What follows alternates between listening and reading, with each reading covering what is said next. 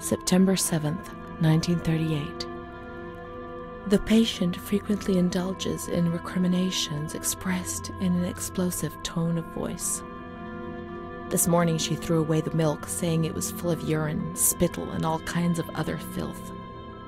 Crazed, she hears voices that order her to do things. She says she heard children singing and that they were locked up in a school. January 20th, 1939. Introverted, dazed, cannot focus on anything. When questioned and stimulated, she starts crying and weeping. At other times, she laughs. June 1st. Apathetic. Eats very little. She refuses to be touched. Does not respond. Spends her time in the grounds. The cooks report that she sits on a bench in front of the kitchens. October 14th. Return of impulsive behavior. This morning she asked for 2 eggs to make zabayoni, but when she got them, she threw them up in the air. Excited, clamorous, slightly confused. Takes her clothes off. December 8th. Tied to bed for 15 days. High-spirited. Tends to make witty comments and use vulgar words. Laughs hysterically and pleasures herself. The nurses report that about 2 weeks ago she remained in the showers on her own and didn't want to leave. They said that when they took her away, she swore at them and then lashed out and bit them. 2 nurses had to be treated for their injuries. They've kept her tied to the bed since then. Transferred to the slightly agitated ward, from the care of Dr. B to the care of Dr. C. I was with Amara in the showers. My memories are terrifying. They're not real, are they?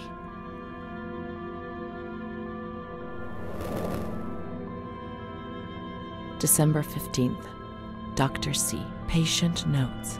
The abnormality of her psychic state has induced her to lead a life which is irregular and tends towards delinquency.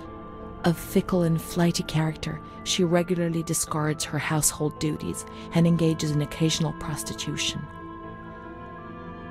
Delinquency? Prostitution? Renee? It seems so strange, unreal. It can't be true. And Amara? She loved us and would tell us everything. She wouldn't hide anything from us.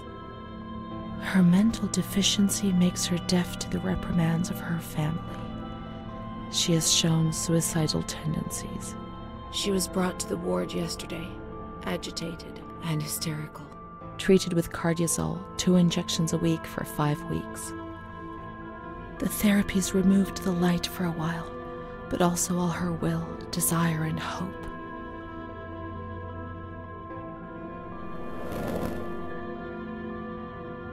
It was torture, but we had no choice.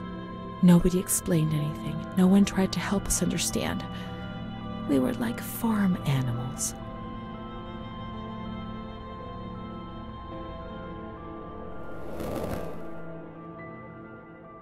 June 2nd.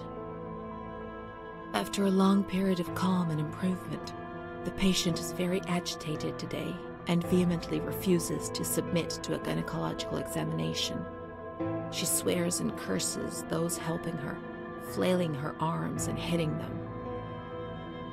According to reports by Dr. B, the patient has been subjected to periodic checkups since she had a spontaneous abortion about 2 years ago in her 3rd month of pregnancy. Conception occurred after she had sexual intercourse with a stranger who sneaked into the hospital grounds.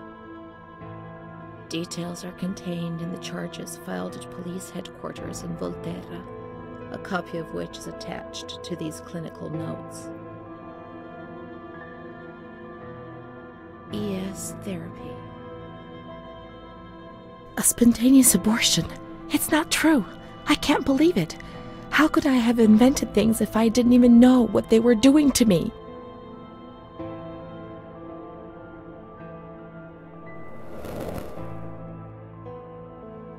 And the stranger in the grounds, I don't remember. Was that another lie? Or was another memory removed? God, my head.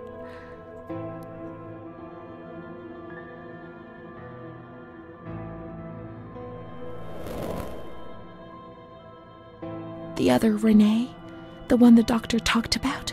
The evil one who made you feel ill? The prostitute? The delinquent? The manic one? And what was she called?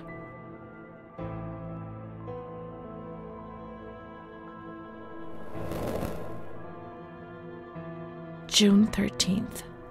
The nurses report that she descended into a state of great mental confusion after receiving her mother's letter. She threw her soup over another inmate because she was very anxious, and then punched a nurse. Impulsive, flails about her. She rails against the doctor in vulgar terms while he is examining her, lashes out and spits. Block all correspondence to give the patient no further reason to become agitated. August 20th, tied to bed. The nurses report that the patient is extremely agitated after the visit of a relative or family friend. 2 days later, she is still shouting all the time that he commands her, that she must obey and harm herself, and that she is not Charlotte. All visits forbidden, constrained to bed, and intensification of ES therapy until we achieve results. No contact with the outside. That way nobody knew what was happening within these walls.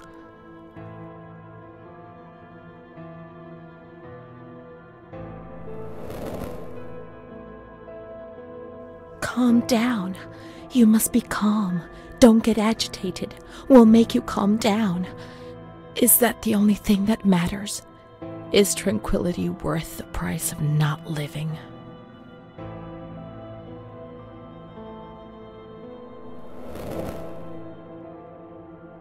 March 3rd. Alert, correct attitude, replies when questioned. The nurses report that the patient is calm, she washes and looks after herself. She affirms the existence of a certain Amara. She says that Amara is a patient who disappeared when she was moved to this ward. No confirmation. Probably a regressive hallucination. Evaluate transfer. So, was I Amara? I can't believe it. I want to keep looking.